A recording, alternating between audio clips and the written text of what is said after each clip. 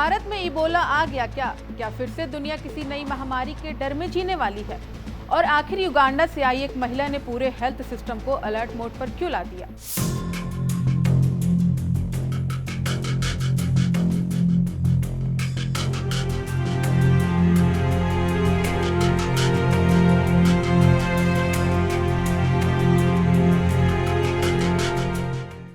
नमस्कार, आप देख रहे हैं एफएम न्यूज। मैं हूं आपके साथ अंशिका यादव और आज बात उस वायरस की जिसका नाम सुनते ही दुनिया के बड़े बड़े देशों के हेल्थ सिस्टम कांप जाते हैं। नाम है इबोला। सबसे पहले पूरा मामला समझिए।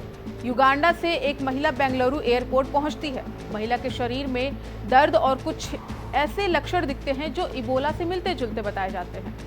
बस यहीं से सिस्टम अलर्ट हो जाता है। महिला को तुरंत आइसोलेशन में भेजा गया, सैंपल लिया गया और जांच के लिए पुणे के नेशनल इंस्टीट्यूट ऑफ वायरोलॉजी भेज दिया गया। अब रिपोर्ट का इंतजार है, लेकिन सरकार ने साफ कहा है भारत में फिलहाल इबोला का कोई कंफर्म केस नहीं है। अब सवाल, आखिर इबोला है क्या? इबोला एक बेहद खतरनाक वायरस बीमारी है जिसे दुनिया के सबसे गंभीर संक्रमणों में गिना जाता है। WHO के मुताबिक यह कई मामलों में जानलेवा साबित होती है। अफ्रीकी देशों में इसका सबसे ज्यादा असर देखा गया है। हाल के मामलों के बाद दुनिया भर में स्वास्थ्य एजेंसियां अलर्ट मोड पर हैं। आखिर कैसे फैलता है इबोला? इबोला हवा में उड़ने वाला वायरस नहीं, लेकिन अगर संक्रमित व्यक्ति के खून, पसीने, उल्टी या लार के संपर्क में आ जाए तो खतरा बढ़ सकता है। संक्रमित कपड़े, मेडिकल उपकरण, यहाँ तक कि जंगली जानवर भी इबोला फैला सकते हैं। यानी लापरवाही हुई तो वायरस पकड़ सकता है। क्या ये वायरस हवा में नहीं फैलता? देखिए, इबोला कोविड की तरह हवा में उड़कर नहीं फैलता, लेकिन यही सबसे बड़ा ट्विस्ट है। ये वायरस सीधे संपर्क से हमला करता है। संक्रमित शरीर, कपड़े, यहाँ तक कि शव को छूना भी खतरनाक हो सकता है। इसलिए इबोला में सिर्फ इलाज नहीं, सावधानी भी बड़ा हथियार मानी जाती है। देखिए, इबोला कोई मामूली वायरल फीवर नहीं, ये दुनिया के सबसे खतरनाक वायरसों में गिना जाता है। यही वजह है कि WHO यानी वर्ल्ड हेल्थ ऑर्गेनाइजेशन भी इसे बेहद गंभीर बीमारी मानता है। इबोला वायरस के मामलों पर WHO की पूर्व मुख्य वैज्ञानिक डॉक्टर सौम्या स्वामीनाथन ने चेतावनी दी है कि यह पब्लिक हेल्थ इमरजेंसी बन चुका है और सबसे बड़ी चुनौती यह है कि इस दुर्लभ स्ट्रेन के लिए अभी न पुख्ता वैक्सीन है, न असरदार इलाज और न ही तैयार डायग्नोस्टिक सिस्टम। आगे उन्होंने क्या कुछ कहा, सुनिए। Yes, I think it's a very worrying situation, and as WHO has said, it is a public health emergency of international concern, but it is of very high risk to those countries in that central part of Africa where this infection is spreading. This is a rare strain of the Ebola virus, the Bundibugyo. There have been two previous outbreaks before.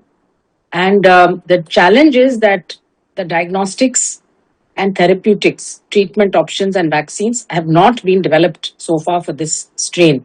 They have been developed for the Zaire strain of the Ebola virus. And this is why, one of the reasons why it took such a long time for this outbreak to be recognized as Ebola.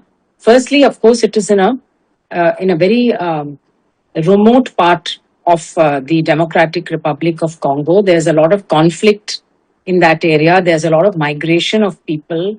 The health facilities are very, very of poor quality. And the first few patients who fell ill, they were tested for Ebola using the standard diagnostic test, but those came negative. So this has been spreading and going on for several weeks before it became known. Now the strains have been sequenced. It is clear that it's the Bundibugyo strain. There is no good estimate really of the number of people who could have been infected or died. Possibly close to 1,000 people have already been infected. The case fatality rate is about 30 to 50% in this case. Of course, depends on what medical care, these patients receive. WHO is looking into what treatments could possibly be tried in clinical trials. And the expert group has recommended certain monoclonal antibodies. So I think that in the next few days, there will be some treatments. Of course, more on the experimental side. We don't know how effective they are going to be. Vaccine development also has started. The Oxford group is collaborating with the Serum Institute of India to develop a vaccine for this particular strain of Ebola, but all that is, it's going to take time. Meanwhile, what patients need is rapid diagnosis and good clinical management so that the deaths can be reduced. And the other thing, of course, is Ebola spreads through contact with bodily fluids. So anybody who's infected or who dies of Ebola, the care of even the dead body, the way that it is finally buried or cremated, has to be done taking utmost precautions. And one of the things I think which is problematic is the lack of personal protective equipment.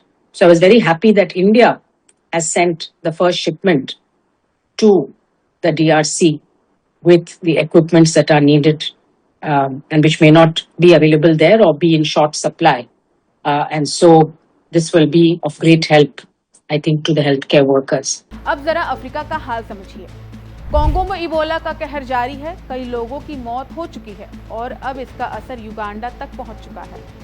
यही वजह है कि भारत सरकार भी कोई risk नहीं लेना चाहती। एयरपोर्ट्स पर निगरानी बढ़ा दी गई है, विदेश से आने वाले यात्रियों की स्क्रीनिंग हो रही है और स्वास्थ्य मंत्रालय लगातार हालात पर नजर बनाए हुए है। लेकिन यहाँ सबसे जरूरी बात क्या है? घबराना नहीं है, सतर्क रहना और अगर किसी व्यक्ति में तेज बुखार, कमजोरी या विदेश यात्रा के बाद गंभीर लक्षण दिखे तो तुरंत डॉक्टर से संपर्क करना चाहिए, क्योंकि बीमारी से लड़ने का सबसे बड़ा हथियार समय रहते पहचान है। तो फिलहाल भारत में इबोला नहीं आया है, लेकिन दुनिया में बढ़ते मामलों ने सरकार की चिंता जरूर बढ़ा दी है। सवाल सिर्फ एक महिला का नहीं, सवाल ये है कि क्या दुनिया महामारी से सबक ले चुकी है? आप इस पर क्या कहना चाहते हैं? कमेंट में हमें जरूर बताएं।